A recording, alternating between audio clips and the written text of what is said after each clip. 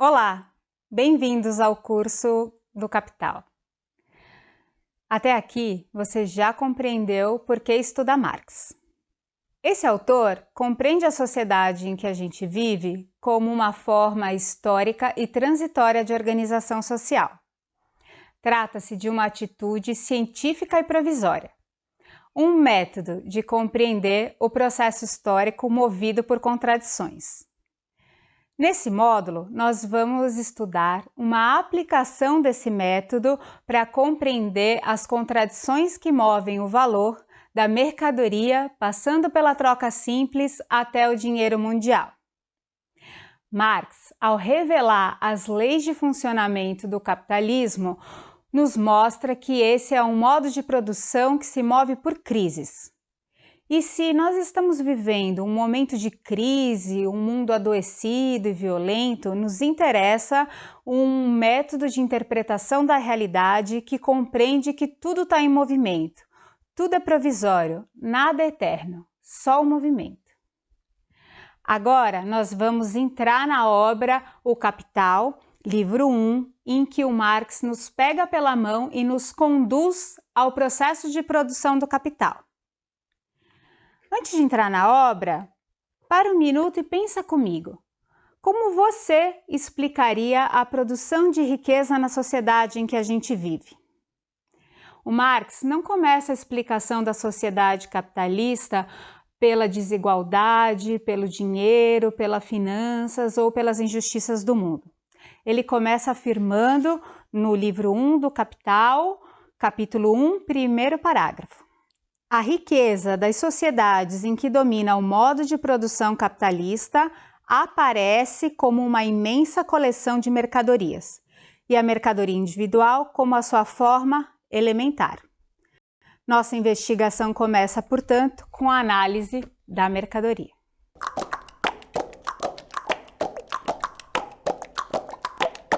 A mercadoria é o ponto de partida teórico de Marx.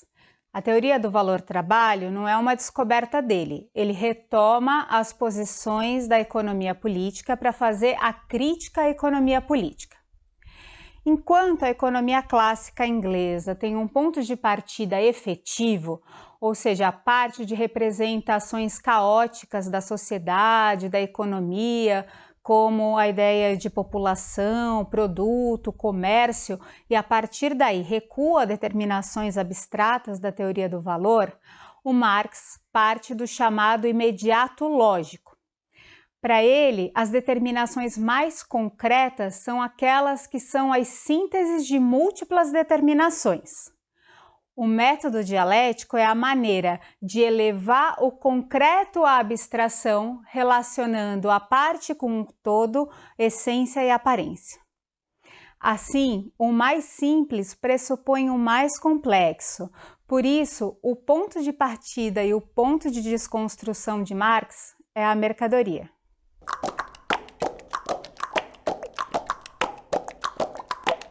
O que é uma mercadoria?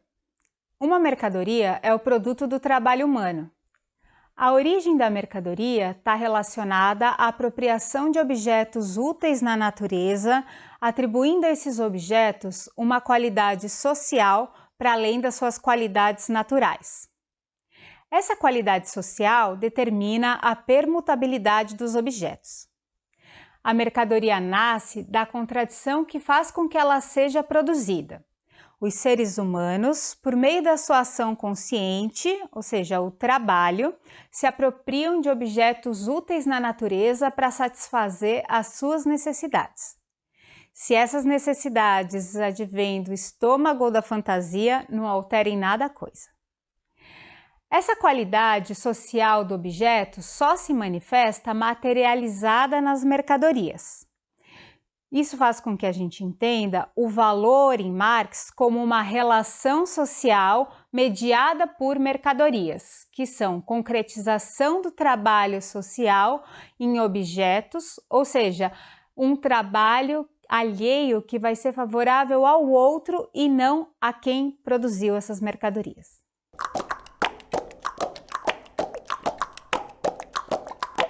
A mercadoria é uma unidade dialética. ela é valor de uso e valor e não pode ser ao mesmo tempo valor de uso e valor. O valor de uso de uma mercadoria pode ser compreendido numa primeira aproximação como a capacidade que o objeto tem de satisfazer necessidades humanas por meio das suas características materiais. E ele é produzido pelo trabalho concreto de transformação da natureza pelos seres humanos. Já o valor expressa uma relação social no processo de troca. Por sua vez, é produzido pelas determinações do trabalho abstrato.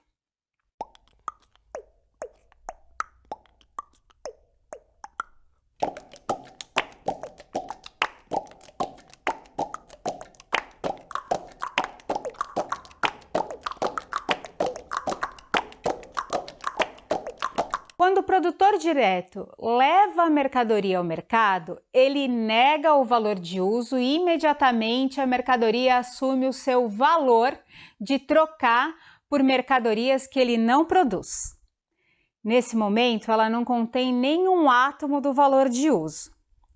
Ao contrário, se ele assume o valor de uso, a mercadoria nega imediatamente o seu valor de permuta. Dentre as contradições nascidas nesse ato da troca, eu queria destacar que o objeto nega o seu uso para consumo e passa a priorizar o seu uso para troca, ou seja, a dimensão abstrata do trabalho. A evolução histórica desse processo vai dar origem à divisão social do trabalho. Eis aqui porque a mercadoria é a forma mais elementar. Desde a troca simples, do escambo entre os produtores diretos, já está aqui presente o embrião da produção de riqueza no capitalismo, que é a negação dos valores de uso, das necessidades humanas mais concretas, para a realização de um valor na sua dimensão abstrata. E o que é o capitalismo, se não essa relação contraditória de uma imensa produção de riqueza abstrata, que hoje é expressa no sistema financeiro, convivendo com a produção de fome, de miséria, ou seja, a imensa produção da negação das necessidades humanas mais básicas.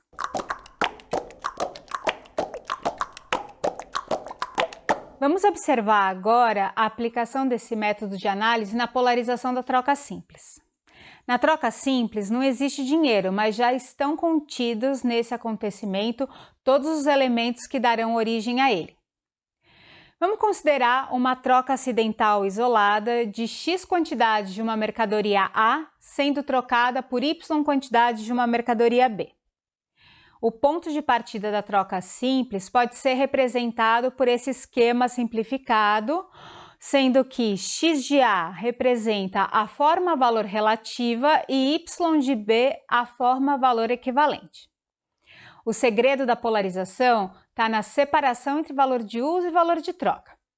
A polarização decorre de papéis sociais opostos de toda a mercadoria posta à venda do lado de oferta, que assume a forma relativa a um meio de troca aceito pelo vendedor, que corresponde à demanda. A condição para que a troca simples ocorra é que a mercadoria A e a mercadoria B tenham valores de uso diferentes. Nos termos de Marx, o produtor de A produziu o que para ele é um não-valor. Ele apresenta a sua mercadoria no mercado relativo àquilo que ele deseja obter em troca, no caso, a mercadoria B. Portanto, a mercadoria A está positivamente polarizada, contraposta à mercadoria B, que está automaticamente colocada no papel passivo de expressar o valor de A, portanto, negativamente polarizado. Quando a troca se realiza, só um dos termos, A, expressa o seu valor. A utilidade de B é justamente a de representar o valor de A. Marx refere-se a esse fenômeno como a autonomização do valor da mercadoria A do seu corpo físico, indo colar-se ao corpo físico da mercadoria B. Ou seja, o valor de A fica objetivado, se concretiza em B. Agora, quanto da mercadoria A eu troco por quanto da mercadoria B? Uma coisa é eu entender o que é o valor e outra coisa é medir a grandeza do valor. O valor é medido pelo tempo de trabalho socialmente necessário para produzir uma mercadoria, considerando determinado estágio de desenvolvimento das forças produtivas. O termo equivalente implica na quantificação que aparece aqui no nosso esquema como x e y. Para entender x e y, é necessário compreender que o resultado quantitativo da troca é o equilíbrio do tempo de trabalho contido nessas mercadorias. Dessa forma, o tempo de trabalho contido em B confere valor de A e o tempo de trabalho contido em A é perdido. Ou seja, o valor relativo de x de A está quantificado em y unidades de B. Mais precisamente, o tempo de trabalho concreto socialmente válido na produção de A está quantificado como tempo de trabalho abstrato pelos y de B recebidos em troca. Nesse embrião da troca simples, a evolução de B vai transformar a forma equivalente no chamado equivalente geral e posteriormente em dinheiro. E é esse papel passivo da forma equivalente que vai tornar possível, num universo em que todas as mercadorias são polarizadas relativas ao dinheiro, que esse seja o representante universal da riqueza, podendo ser expresso por símbolos como uma nota, como uma operação do cartão de crédito ou mesmo por uma liquidação virtual.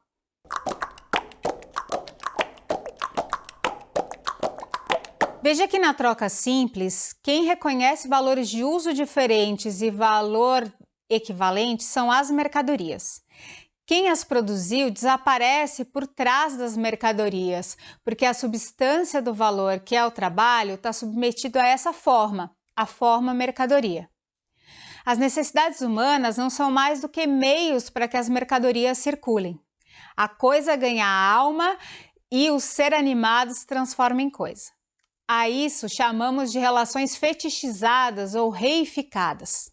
A especificidade do processo de produção capitalista opera no âmbito da forma. O conteúdo é sempre o mesmo, o trabalho.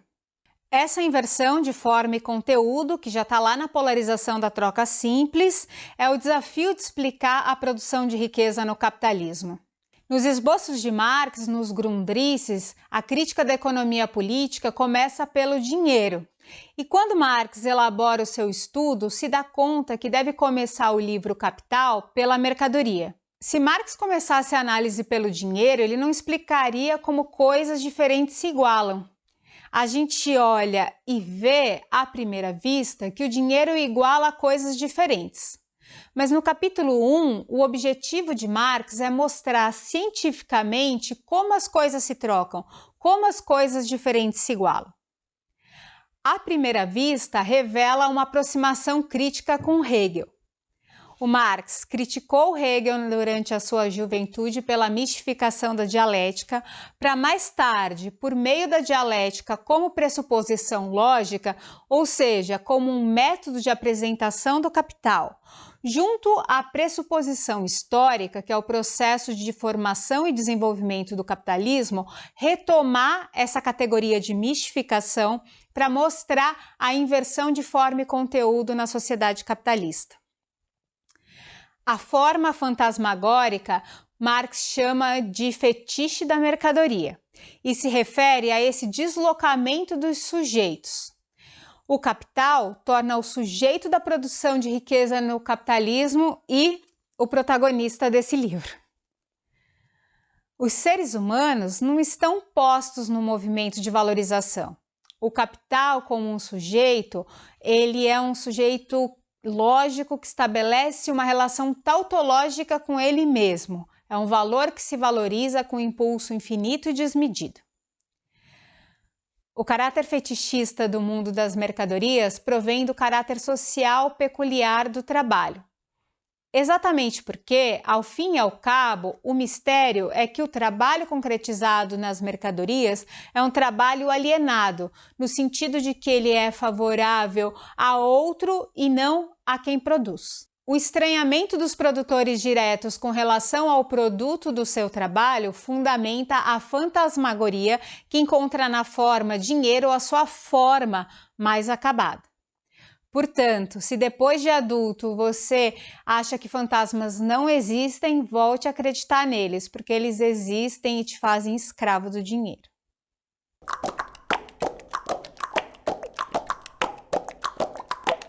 A forma dinheiro é a forma mais acabada do mundo das mercadorias, que objetivamente oculta ao invés de revelar o caráter social dos trabalhos privados.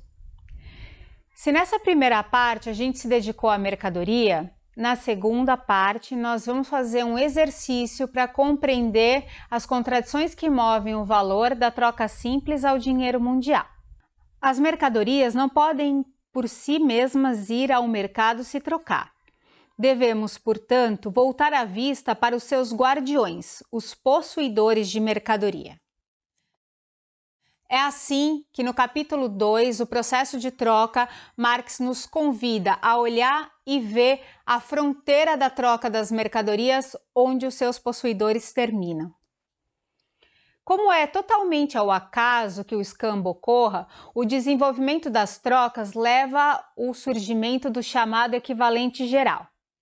O equivalente geral é uma mercadoria que todos a têm e todos estão dispostos a aceitá-la. Por essa característica, ela foi selecionada para representar a demanda de todas as outras mercadorias e facilitar a troca, assumindo as funções sociais de medida de valor e meio de circulação. Nos marcos históricos do comércio de longa distância, a circulação reuniu três agentes. Além dos produtores diretos, aparece a figura do mercador, que é o profissional da circulação das mercadorias. A corporificação do valor circulante pelos mercadores faz do dinheiro uma forma autônoma do valor.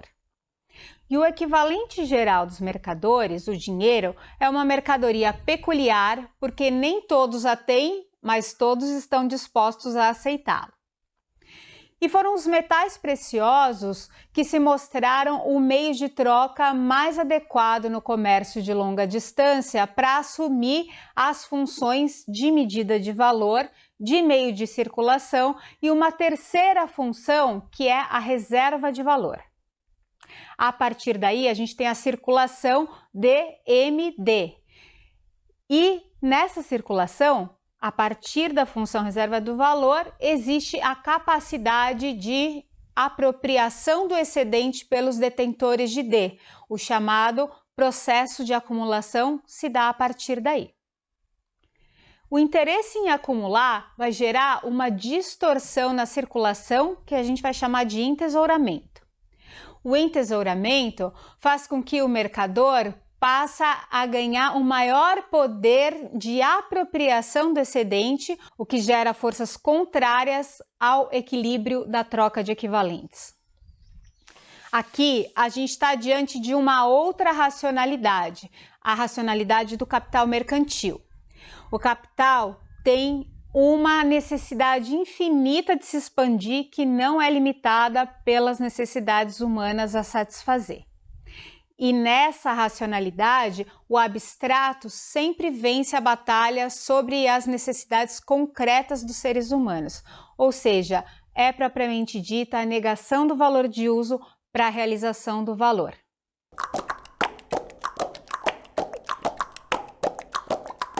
Historicamente, é a expansão das trocas que leva a sociedade a aceitar sem pesar as peças de metal padronizados que tendem a circular como nomes do valor. O Estado, que tradicionalmente se arroga o poder de juiz sobre pesos e medidas, assume o direito de definir, cunhar e colar suas marcas sobre peças de metal padronizados, dando origem à moeda. Firma-se o preceito de que cabe exclusivamente ao Estado o chamado poder de senhoriagem. A afirmação do monopólio do Estado na cunhagem de moedas gera desdobramentos políticos na relação do valor.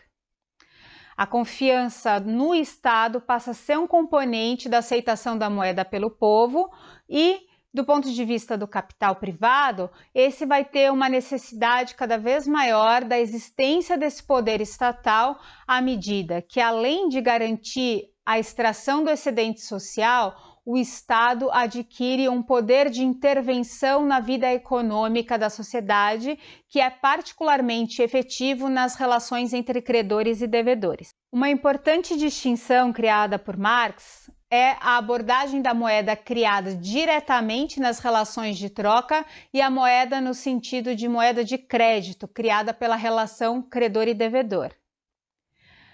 Assim como a invenção da moeda pelo povo foi seguida pela invenção do poder de senhoriagem pelo Estado, a emissão de moeda fiduciária por bancos privados para desconto de títulos vai ser seguida pela emissão de moeda de crédito oficial do Estado. Assim, o Estado acrescenta um poder estatal à força expansiva do capital que dá à moeda de crédito, por meio da expansão da dívida pública, uma capacidade de expansão ampliada na transferência de riqueza das sociedades para os bancos. Isso vai significar a abertura de possibilidades infinitas na expansão do capital com base na moeda de crédito. Eis aqui o porquê o embrião da negação do valor de uso que está presente lá na mercadoria encontra no dinheiro mundial a sua vocação de expansão infinita.